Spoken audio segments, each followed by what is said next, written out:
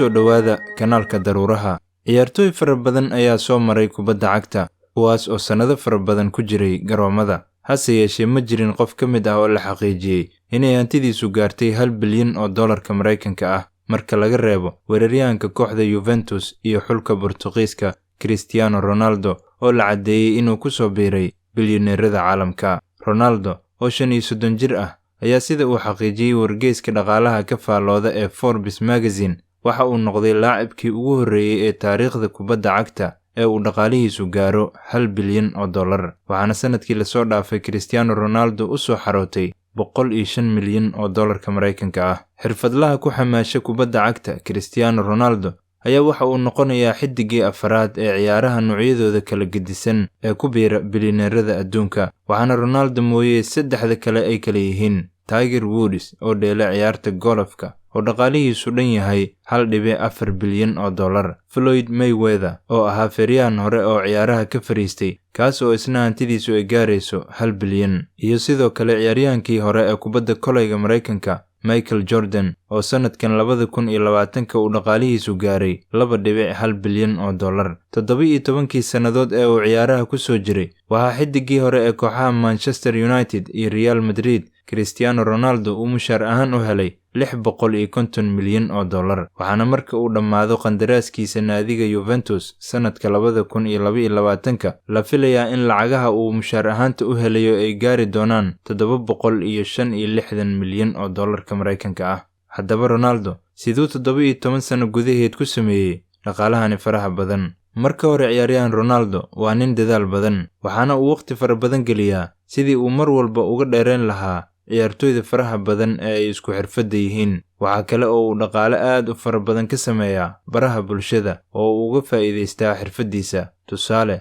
Ronaldo waa shakhsiga ugu taageerada badan barta Instagram guud ahaan caalamka, waxaana ku xiran oo la socda dad ka badan 220 milyan oo qofood, iyadoo Ronaldo barta Instagram ay kaga taageero badan tahay oo keliya shirkadda iska leh barnaamijkan ee Instagram oo iyadu haysata taageerayaal ama raacdayaal gaaraya 352 milyan oo followers. Taasi waxa ay Ronaldo ka saaciday in dhaqaale joogto ah ay uga soo xarooto Instagram, iyadoo wargeyska Forbes magazine uu sheegay in halkii boosti ama halkii jeer ee uu Ronaldo Instagram wax soo dhigo uu ka helayo $1 milyan oo dollar, halka sanadkiina uu Instagram-ka ka helo adduun lacageed oo gaaraya $23 milyan oo dollar, taas oo ka baxsan mushaarkiisa sanadlaha ah ee uu ka qaato naadiga Juventus oo gaaraysa $35 milyan oo dollar sanadkii. Instagram-kuna waa isha labaad ee uu Ronaldo ka helo dhaqaalaha ugu badan marka laga reebo inta uu ka helo xirfadiisa kubadda cagta. Sidoo kale Ronaldo ayaa sanadkii mushaar gaaraya $20 milyan oo dollar oo dhanka xayeysiinta ah waxa uu ka qaataa shirkadda weyn ee Mareykanka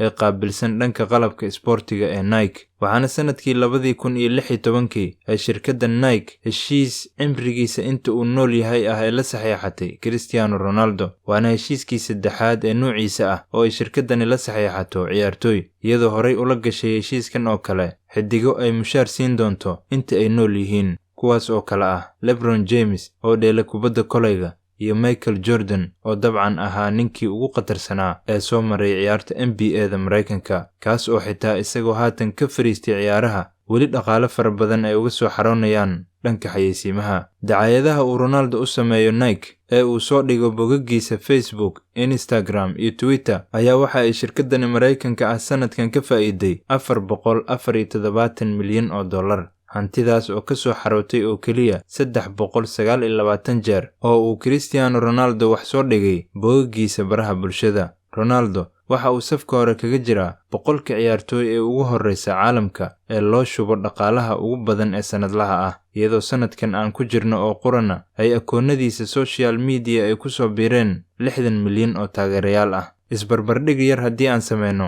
xidigii hore ee xulka Ingiriiska David Beckham ayaa intii uu ciyaaraha ku jiray marka la isu geeyo mushaaraadkii uu qaatay iyo dhaqaalihii uu ka helay xayeysiimaha shirkadaha waxa ay gaareen $500 milyan oo dollar. Marka laga soo tago kubadda cagta, waxaa Cristiano Ronaldo uu leeyahay shirkadiisa gaarka ah oo lagu magacaabo CR7 waana ganacsade leh hoteelo, goobo ganacsi, shirkado soo saara dhar iyo kabo maarka ah, qalabka la isku qurxiyo iyo barafuunada, kuwaas oo iyaguna soo xareeya dhaqaale aad u fara badan. wax kale iska daayay tan iyo markii uu bilowday cudurka koronaha, waxaa Cristiano Ronaldo isagoo guriga ku jira u soo xarootay 2.5 milyan oo dollarka Mareykanka ah, taasoo uu ka sameeyay oo qura baraha bulshada ee dhanka internetka sida Instagram, oo uu ku soo bandhigay oo kaliya 4 xayeysiin oo waaweyn. sidoo kale shirkadda Clear Shampoo, Herbalife iyo shirkadda dawada sameysa ee Abbott, kuwaas oo dacaayadaha uu u sameeyo ay soo xareeyaan adduun gaaraya 45 milyan oo dollarka Mareykanka ah. isugeynta taageerayaasha Cristiano Ronaldo ee baraha bulshada marka laga reebo Instagram waxa ay gaarayaan 427 milyan oo taageerayaal ah,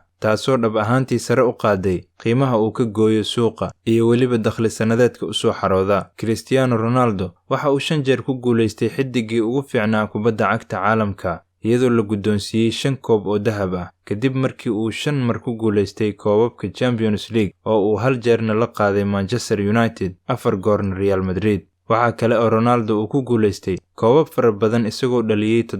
725 gool oo isugu jira heer qaran iyo heer naadi, taasoo shaki la'aan gaarsiisay inuu maanta ku soo biiro naadiga bilyaneerada. ciyaaryahanka labaad ee kubadda cagta ee ku soo xiga Ronaldo waa dhaliyaha naadiga Barcelona iyo xulka Argentina, Lionel Messi, oo isaguna tan iyo 2005 mushaaraadkiisii marka la isu geeyo ay gaareen 605 milyan oo dollar. Messi oo 6 jeer loo doortay laacibkii ugu wanaagsanaa dunida kuna guuleystay 6 kubadood oo dahab ah, ayaa la filayaa in sanadka soo socda ee 2021 uu ku biiro naadiyada bilyaneerada kubadda cagta. waxaana sanadkii la soo dhaafay la xaqiijiyay in Messi ay u soo xarootay 104 milyan oo dollar, isagoo mushaar ahaanna Barcelona ay sanadkii u siiso 33 milyan oo dollar. intii u dhaxaysay 12 Maarso ilaa 14 May ee sanadkan, waxaa Lionel Messi uu bartiisa Instagram soo dhigay 3 xayeysiin oo uu sameeyay shirkado waaweyn, kuwaas oo uu ku helay